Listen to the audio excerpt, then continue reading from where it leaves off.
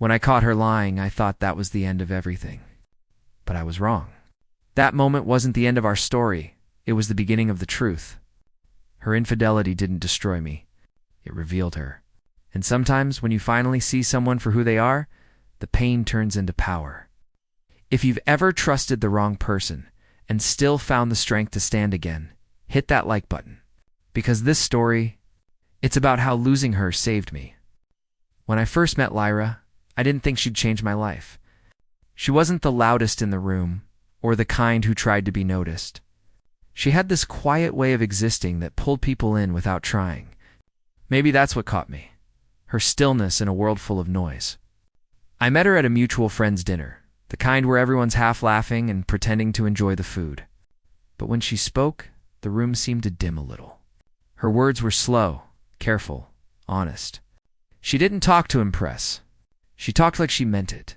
I remember she smiled at me when I said something sarcastic about the overcooked pasta. It wasn't one of those forced smiles people give out of politeness. It was warm. Like she saw through the joke, straight into the kind of loneliness I was hiding behind humor. That night, we ended up walking outside after dinner, talking about everything, our jobs, our pasts, our little dreams that sounded too small to matter, but somehow did. By the time the streetlights came on, I knew something had shifted inside me. Lyra wasn't perfect, but to me, she was real. She had this way of making the ordinary feel special. Coffee runs, grocery shopping, even doing laundry together. The kind of moments most people overlook, she filled them with laughter. I thought that was love, finding peace in the small things. I'd catch her dancing in the kitchen sometimes, hair messy, singing off-key to old songs, and I'd think, this is it. This is what I was waiting for. And when she looked at me, it felt like she saw the man I wanted to be, not just the one I was. I didn't realize back then how dangerous that kind of faith can be. When someone becomes the mirror you measure your worth in. Because when that mirror breaks, it takes pieces of you with it. In those early months, I let my guard down completely. I told her things I never said out loud to anyone about my fears. My family, how I'd been cheated on once years ago. She held my hand and said, "I would never do that to you." The words sounded like a promise carved in stone. I believed her. Without hesitation, we built a rhythm, weekends out, nights in, dreams whispered in the dark. I used to wake up before her just to watch her sleep, the sunlight falling across her face. I thought I'd finally found someone who felt like home. I was wrong. Because love has a strange way of hiding red flags behind beautiful moments. And when I look back now, I realize the truth was already there. It's disguised in the way she sometimes looked away when I spoke, or how her laughter seemed just a little too heavy on some nights. I didn't see it then. I didn't want to. I thought we were writing forever. But what I didn't know was that her chapter in my story was meant to end much sooner. At first, I didn't notice the distance. It came quietly, like fog rolling in, soft, almost invisible, till one day you realize you can't see the horizon anymore. Lyra started changing in ways I couldn't explain. Small things at first, a missed call here, a distracted glance there. She laughed less, talked less. The warmth that used to live in her eyes was fading, replaced by something colder, quieter, something guarded. I told myself it was just stress. She'd been working longer hours, dealing with deadlines. And I didn't want to be the clingy boyfriend asking too many questions. But deep down, something felt wrong. You know that feeling when your gut whispers the truth your heart refuses to hear? That was me. I was living in that whisper, pretending not to. She started keeping her phone closer. Screen turned down. Password changed. I laughed it off at first. Told her I didn't care about privacy. But the way she flinched when I reached for it, that silence between us spoke louder than any argument could. Nights that once ended with long talks and laughter turned into hours of scrolling and half-hearted goodnights. Sometimes she'd stay up late on video calls for work. I'd fall asleep to the sound of her voice in the next room, telling someone she was almost done. But done with what? With work or with us? I tried to hold on tighter. I planned small dates, left her notes, cooked her favorite meals. I thought maybe she just needed to feel loved again. Maybe I could remind her of who we were before life got heavy. But every time I reached for her, she seemed further away. My gestures bounced off her like raindrops on glass. One evening, I came home early, hoping to surprise her with dinner. She wasn't there. Her phone went straight to voicemail. I waited an hour, then 2. When she finally walked in, her hair slightly tangled, her perfume heavier than usual, she smiled that tired smile and said, "Traffic was insane." I nodded. But I noticed the faint lipstick smudge on her collar, a shade she never wore. That night I didn't ask. I just stared at the ceiling, replaying every laugh we'd ever shared, every "I love you" that might have been a lie. I kept convincing myself that maybe I was imagining it. Maybe I was the problem. It's strange how love makes you question your sanity before it lets you see the truth. Days passed like that, heavy, quiet, pretending to be normal. I'd wake up beside her, but feel miles away. The home we built together began to feel like a stage, and we were 2 actors who'd forgotten our lines. And even then, I didn't walk away. Because sometimes, when you love someone deeply, you'd rather be broken with them than whole without them. I didn't know it yet, but that choice, that silence, would soon cost me everything. The night I found out the truth, it wasn't planned. I wasn't trying to catch her. I just wanted to see her smile again. I left work early with her favorite takeout, the one she always craved after a long day. I remember humming in the car, thinking maybe this would remind us of how we used to be. Maybe love could still fix what distance had broken. When I reached home, the lights were dim. Her car was in the driveway, but the house felt too still, like it was holding its breath. I called her name once, twice, no answer. The takeout bag grew heavier in my hands. Something in my chest tightened. Then, I saw a man's jacket thrown carelessly over the couch. Not mine. Too large, too new. For a moment I couldn't move. My brain refused to process what my eyes already knew. I took a slow step forward, each breath louder than the last. I could hear faint laughter from the hallway, soft, intimate. Hers the same laugh that used to belong to me. And when she walked out of the bedroom, everything inside me went silent. Her hair was messy, her face pale when she saw me standing there. We just stared at each other, 2 strangers sharing a life that was already over. She froze. Then the man's voice came from behind her, casual, careless, asking, "Who's that?" That question cut deeper than any knife. Because for a split second, I saw her hesitate, like she didn't know what to call me anymore. Boyfriend? Ex? Fool? My voice came out hoarse. "Go ahead, tell him who I am." She tried to speak, stuttering through excuses that sounded rehearsed.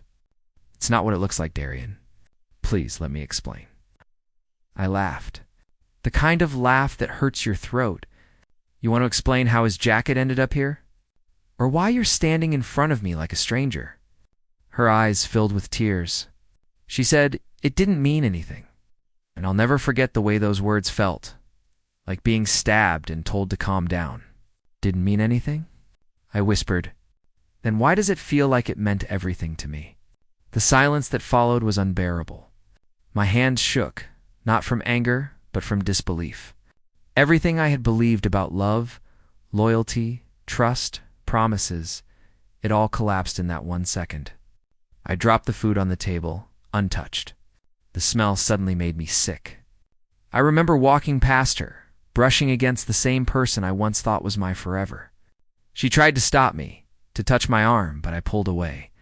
The door closed behind me with a final sound that felt like the end of a chapter. I stood outside in the cold, unable to cry, unable to scream. Just empty. That night, I didn't lose a girlfriend. I lost the illusion I'd been living in. And the worst part? I still loved her, even when the truth had already shattered me. The days after that night felt endless. It's strange how silence can be louder than any argument. I'd wake up, and for a split second, I'd forget what happened. Then the memory would crash in, sharp and cruel, like a wave hitting rock. Every corner of my apartment still carried the faint trace of her perfume. Her mug in the kitchen, a strand of her hair on the pillow. I didn't throw anything away at first. I couldn't. I just sat in it. The memories, the betrayal, All of it. People always talk about heartbreak like it's just pain. But it's more than that. It's confusion, shame, disbelief. I kept asking myself, how did I not see it? How could she look me in the eye and still lie? I replayed our last conversation over and over, dissecting every word, every pause, every tear she shed, wondering which parts were real. She texted me a few times that week. "I'm sorry, can we talk?" It was a mistake. I never replied. I couldn't trust her words anymore. They felt like empty echoes bouncing off the ruins of what we had. Still, every message tore through me. I'd stare at my phone until the screen dimmed, hoping she'd say something that made sense, something that could undo it. But nothing ever did. I stopped eating properly. Stopped sleeping. My friends tried to drag me out, but I wasn't ready to face the world. I felt humiliated, like I'd been the last one to find out that my life was a lie. I started working late not because I loved my job, but because it was easier than being alone with my thoughts. One night I stood in front of the mirror and didn't recognize myself. My eyes looked hollow, my face tired. That's when it hit me. She had already moved on, and I was the one still bleeding for something that no longer existed. That realization didn't make the pain disappear, but it gave it direction. I didn't want to be her victim anymore. I wanted to be my own reason to heal. So I started small. I went back to the gym. I began journaling again, writing every thought that haunted me. I cleaned the apartment, one memory at a time. I donated the things that reminded me of her, not out of anger, but to make space for something new, even if I didn't know what that was yet. I learned that healing isn't dramatic. It's slow, almost boring. It's waking up one morning and realizing you didn't check her profile. It's walking past the cafe you used to visit and not feeling the ache anymore. I thought losing her was the worst thing that could happen, but slowly I started seeing it differently. Maybe losing her was how I found myself again, the version of me I'd buried beneath her love. And for the first time in months, when I looked in the mirror, I didn't see heartbreak. I saw survival. Months passed. The pain softened, like an old scar you still feel when it rains but doesn't bleed anymore. Life began to find its rhythm again. Morning coffee, early runs, quiet evenings. I wasn't healed. Not completely, but I was learning to live with the cracks. And maybe that's what healing really is. Learning to move without pretending you're unbroken. Then, one afternoon, I got a message. Her name on my phone again after all that time. My heart didn't race like it used to. It just thudded once. Heavy. Distant. I stared at the screen before opening it. "Can we talk?" That was all it said. No explanation, no apology this time. Just needed a reply at first. But curiosity, or maybe closure, got the better of me. We agreed to meet at a small cafe downtown, one we used to visit together. When I walked in, she was already there, waiting. Her eyes looked tired. The same woman who once carried sunlight in her smile now looked like someone searching for warmth she'd lost. She smiled when she saw me. "You look good," she said softly. I nodded, offering a polite smile, nothing more. The silence between us stretched awkward, heavy with everything left unsaid. Then she spoke. "He cheated on me." I didn't respond. She kept talking, her voice trembling, words spilling like she'd been holding them in too long. "The man I left you for, he played me, lied to me, used me." She looked down, ashamed. "I deserved it, didn't I?" I took a breath. I could have said 100 things that yes, she did. That this was karma. That I hoped it hurt. But instead I looked at her and said quietly, "No one deserves betrayal. Not even the ones who caused it." She blinked, confused by the calm in my tone. Maybe she expected anger, maybe tears. But I didn't have any left to give her. She reached for my hand across the table, her voice shaking. "Can we start over, Darian, please? I know I hurt you, but I pulled my hand back gently. Lyra," I said, "you didn't destroy me. You revealed who you are, and who I'll never be again." Her lips trembled, but I didn't stay to watch her cry. I stood up, left a few bills on the table, and walked out into the afternoon light. The air felt lighter, the kind you breathe after a storm finally passes.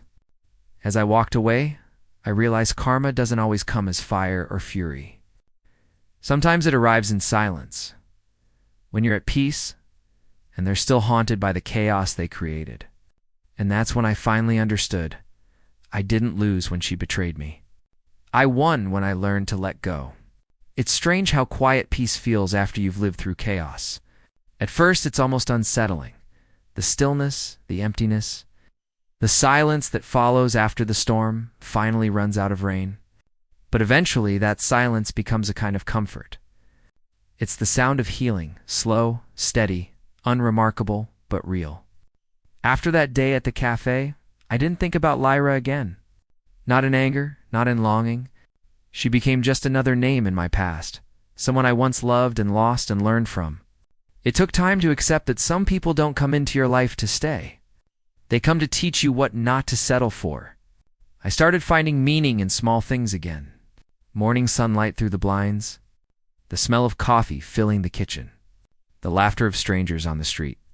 I began journaling regularly, not about her anymore, but about myself, about growth, mistakes, forgiveness. I realized that for the first time in years, I wasn't waiting for someone to complete me. I was enough. There were moments I thought about reaching out, not to reconnect, but to thank her not for the betrayal, but for what it revealed.